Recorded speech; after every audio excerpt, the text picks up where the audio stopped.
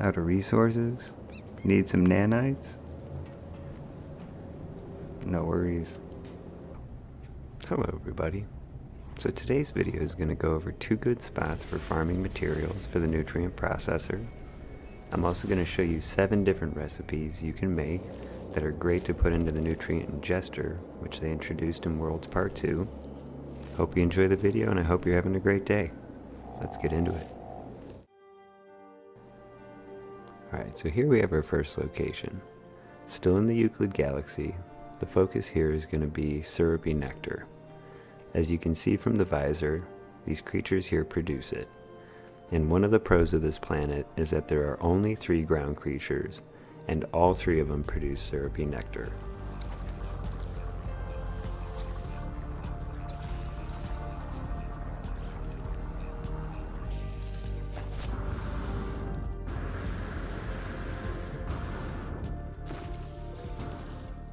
On the flip side, while I'm typically not one for violence against the fauna of No Man's Sky, if you don't mind culling a few creatures,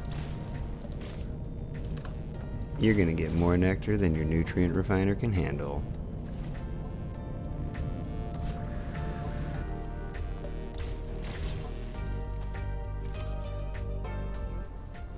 Now I want to go over some of the pros and cons of this place. Some of the pros are obvious. We have endless amounts of nectar. You've got hexaberry, heptapoid wheat, sweet root, and you've also got pulpy roots that you can farm here for the nutrient processor. It does spawn metal fingers, which we can use with the questionably sweet cake. And I would say that 2 of the only cons I found so far are the color scheme and the fact that there is sentinel population. So once in a while you will aggravate some sentinels, but on the whole it's well worth it, and you can always dodge them.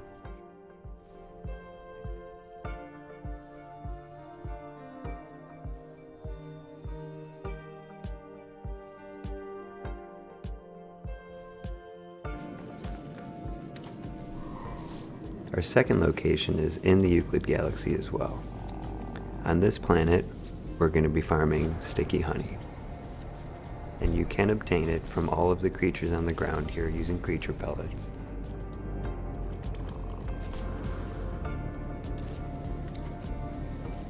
Now what's also great about this planet is you can farm honey by using your mining beam on these structures here.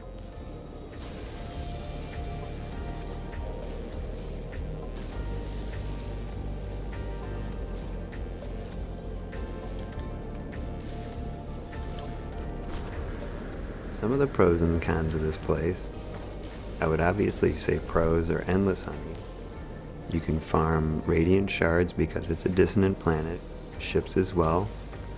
You've also got Atlantidium. We've got Runaway Mould, which I'll show you the base shortly.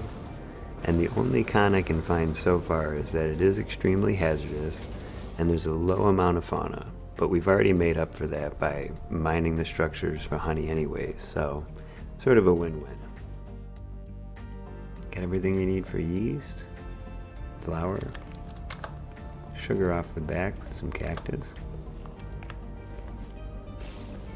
Come around here to the mold farm. Nutrient processors, refiners. We got it all. And after a hard day's work, you can come up here and relax. We'll add some couches, chairs. A place to be. Weren't so stormy. Now that we've gathered up an endless amount of materials, let's put some of those to work. I made some pictures to go over some of the cooking basics for you if you're not already familiar with them. I also added one to go over some of the different cake batters. If you've got your No Man's Sky Michelin star already, feel free to skip ahead.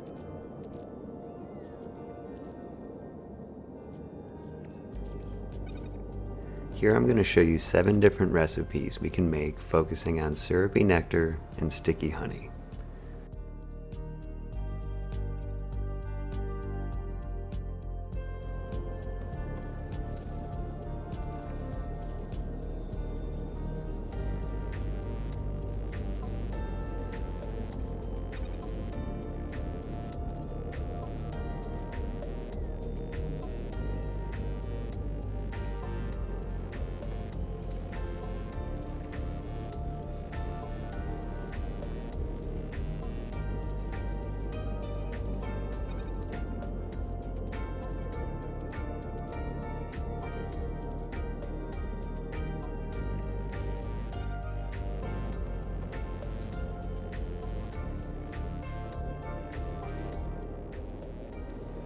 Now that we know some of the recipes, I'll show you the difference it can make while farming Runaway Mould and some regular materials.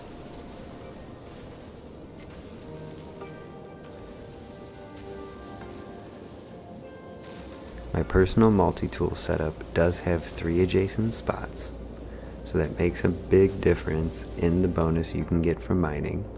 Just wanted to mention that, but without the adjacent spot setup, the average was 65,000.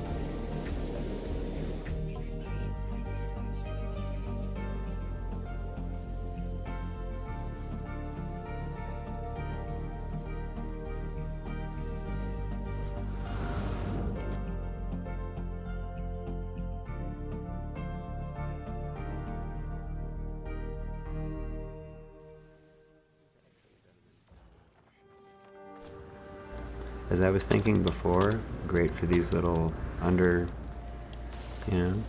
areas down here. Finally get all that cobalt you need, no problem. Now I'm still very new to No Man's Sky and just started playing around Worlds Part 2, so I'm sure a lot of you are already familiar with locations like this. But if you were looking for a place to farm these materials, hope you found the video helpful. Thank you, travelers, and I'll see you out there.